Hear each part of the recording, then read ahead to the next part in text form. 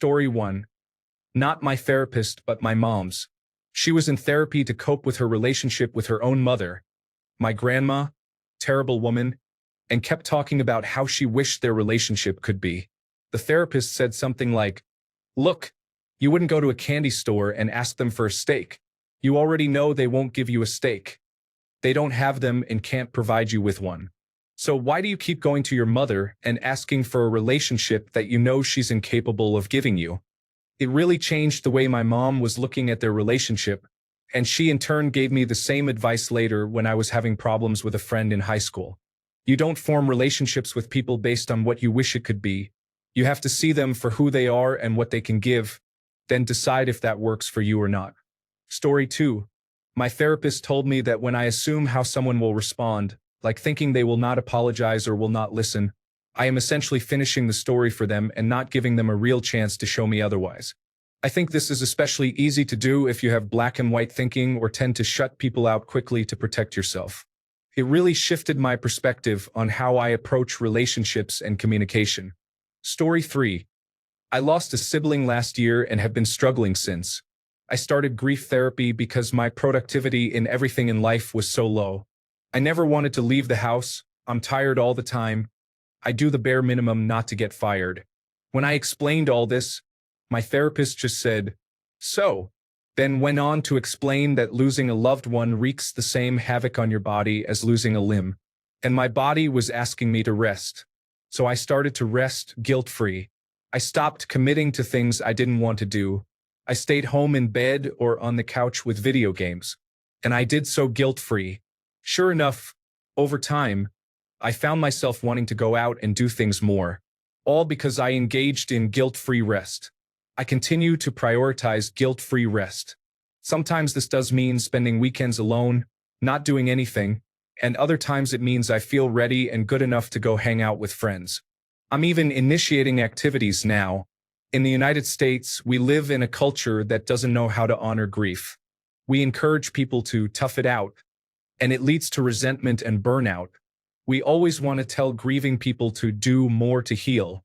Him giving me permission to not do anything was the greatest gift my grief has ever received. Story 4. But what if everything goes just fine? After hearing me express half a dozen disaster scenarios about an event I was worrying about in the what if style. Story 5. That anyone could be victimized by an abusive relationship once, but if it happens twice, it's a pattern. I needed to figure out why since I was the one picking them. It made me really angry to hear it because, after all, I was the victim. But I gave it some thought and went back and figured it out. And my life has been much better. Story 6. Self-esteem is the lens through which we view everything that happens to us. If it is negative, then everything you think, feel, and see will be negative too. Also, gratitude and discipline change lives. Be grateful for what you have and work for what you want. Story 7. When I start to assume someone's response or thoughts based on other people's prior actions, I ask, where's the evidence?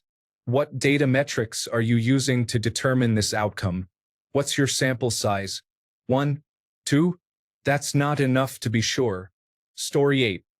Whenever you talk negatively about yourself, go off on that rant, but always at the end of it add this part. But you're only human. Humans are flawed, humans mess up, humans aren't perfect and don't always get it right. Takes effort to add that, but it really does help. Story 9. Mine is pretty stoic, and it took me a bit to feel comfortable opening up. I was venting one day about something, and I apologized and told her I probably sounded crazy and whiny. She responded, "From my perspective, there's a logical explanation for everything you've experienced in life and are feeling now, and it all makes sense to me. From your perspective, it feels chaotic and random." It made me realize that therapy is a very logical, step-by-step process.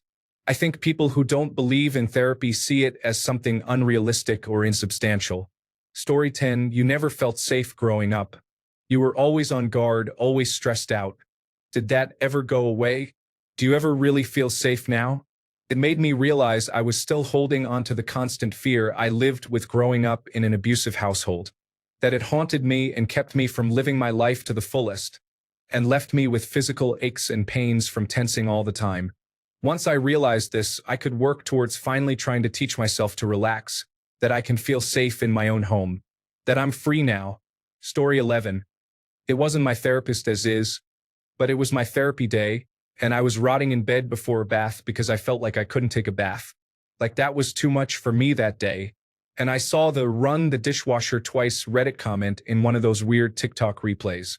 I got a plastic chair in the shower, and I turned the lights off. Took me about 20 minutes to shower. It not only allowed me to shower that day, but it also got me into my therapist's chair. Whenever life is too much for me, I think of running the dishwasher twice. Story 12. Sometimes just surviving and staying alive is enough. You don't need to be doing everything. You don't need to go to the gym every day, be studying something on the side, running a side hustle, socializing all the time, or engaging with your hobbies. Sure, those things are great, and they can help sometimes. However, sometimes just keeping yourself alive is more than enough. If you don't have it in you, or if you're using everything you have just to survive, then that's enough. A lot of people tend to beat themselves up when they try to get better, and they create this expectation that in order to be okay, they need to be doing everything they can and constantly pushing forward and expending effort on different things. Then, when they can't do those things because of their mental health issues, they beat themselves up or feel like they aren't trying or giving it their all. Sometimes you just need to stay alive, and doing that is enough. Stay alive until you stabilize, and when you're ready and have built up the strength, start doing things slowly. Don't rush into everything at once because it will work for a while, but eventually you're going to overwork yourself, and the things you're supposed to be enjoying will start to feel like a chore. Story 13. My therapist once told me, "It's okay to feel what you feel." Those words hit me hard. I spent so much time trying to hide my emotions, thinking they made me weak. But hearing that really freed me. It made me realize it's okay to be vulnerable, to let myself hurt. Story 14. I was in therapy because I was a terrible child during puberty with behavior problems. After a few sessions, she interrupts me. "It's not you that's the problem. It's your parents." Everything fell into place. I only felt horrible because I was told I was. Story 15. I struggled in my first career, which was law, and switched to become a teacher. A big reason for this change was the schedule and the ample amount of time off. I always thought that reflected poorly on me, but she said, "You should be proud. You figured out what you needed, and you made it happen." Story 16. There are few people in life who don't go through periods of depression. It's a normal response to stress and things beyond your control. However, there is a subset of people who live in a chronic state of depression, and the two groups should not be confused. Just because your friend can bounce back doesn't mean that should be the standard. Story 17. I was talking about how I wish I could cut the parts of me that want my mom and dad. She abandoned me when I was born, and he abandoned me emotionally years ago, and how much at peace I would be because parts of me fight that feeling so much. My therapist said, "Of course you want your parents. That's it." In my head, it was weak and stupid to want such a thing, and I fought myself so much for wanting it. I can't afford to be weak. That was weak to me, to want someone who doesn't want you. I still wish that part of me would shrivel and die from lack of anything feeding it, but I'm working on it. Story 18. One thing my therapist said that really stuck with me was, "You cannot control how others act, but you can control how you respond." Sounds simple, but it completely shifted how I approach conflicts and frustrations. Instead of wasting energy trying to change things I cannot control, I focus on staying grounded and managing my own reactions. Total game changer. Story 19. My sister's therapist. My sister was saying how she thinks plastic surgery is silly and vain and a waste of money.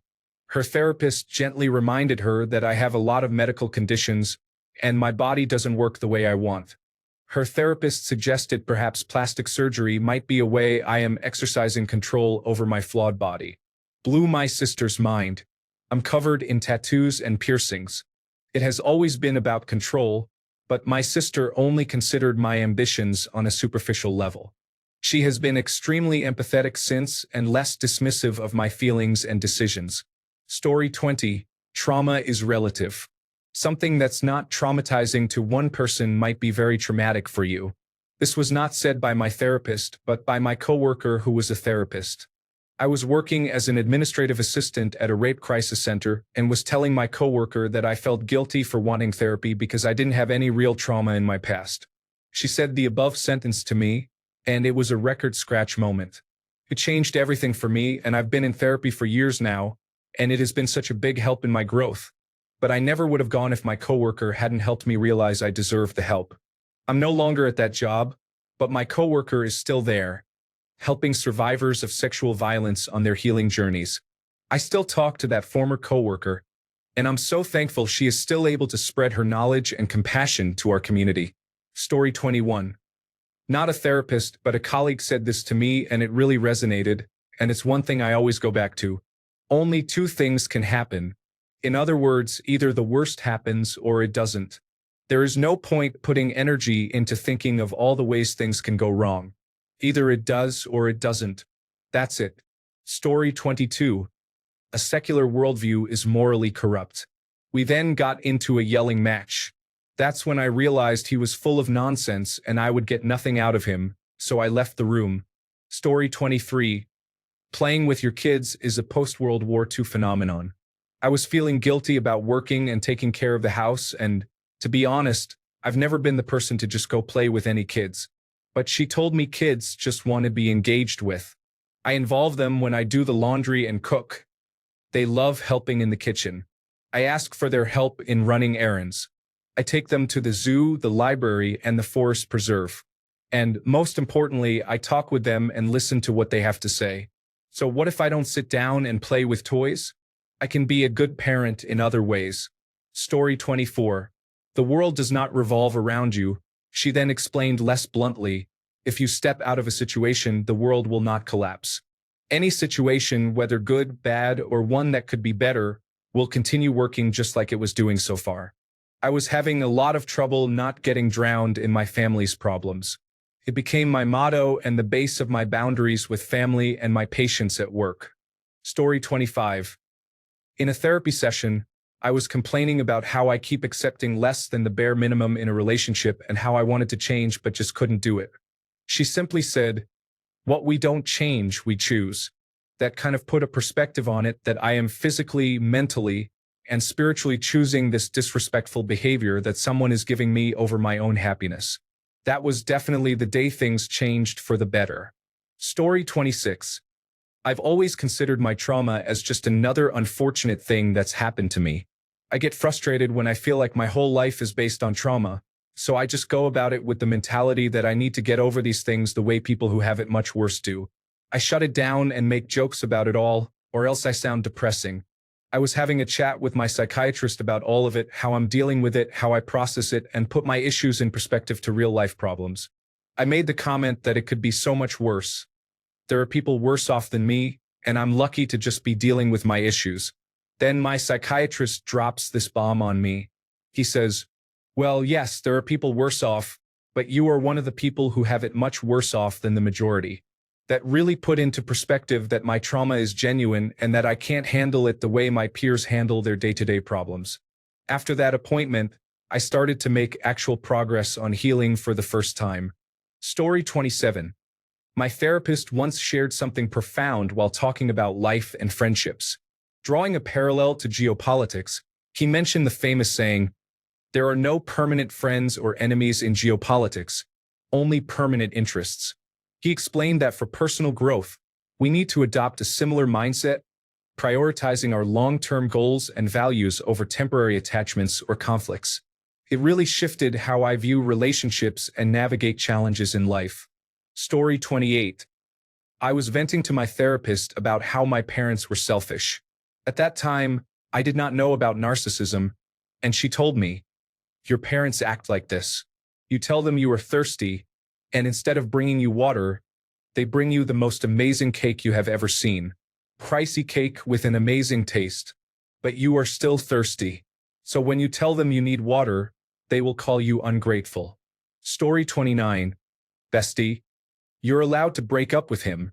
Therapist, you're allowed to think of yourself. My mom, sometimes you will be the asshole in someone's story, and that's okay. All of these are so simple, but I desperately needed to hear them. Story 30. You can't eat the whole pizza after I got over the analogy because I, for sure, could eat the whole pizza, but you can't do it alone and you can ask for help and share the pizza. Story 31. When I was beating myself up over barely being able to eat more than a packet of crisps and a handful of biscuits some days, she'd say something along the lines of, "So you managed to feed yourself on a day in which you struggled to even get out of bed." I've repeated that line to my boyfriend on a number of occasions. It helps. Story 32. Your mind learned that pain is a relief to your anxiety. That's why you hurt yourself on purpose. You must find something similar but not that destructive, girl. I started pole dance and never harmed myself again. Note, she is as awesome as a therapist but one of the craziest people I have ever met.